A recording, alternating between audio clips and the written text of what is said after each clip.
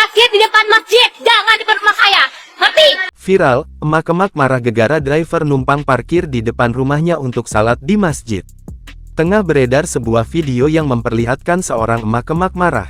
Diketahui, ia emosi lantaran ada mobil yang parkir di depan rumahnya. Emak-emak itu pun lantas menunggu sang pengendara mobil di depan rumahnya.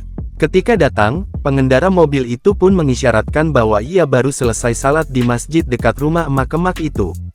Kendati demikian, wanita itu tetap menegaskan kepada pria itu agar tak parkir di depan rumahnya, dan menyarankan agar parkir di depan masjid saja. Yang punya mobil. Pak, kalau parkir itu jangan sembarangan ya. Parkir di depan masjid, jangan di depan rumah saya. Ngerti? Depan rumah gua bukan tempat umum. Kalau dia ngomong lagi apa lagi sih sama orang Serang ya? Gak ngerti-ngerti.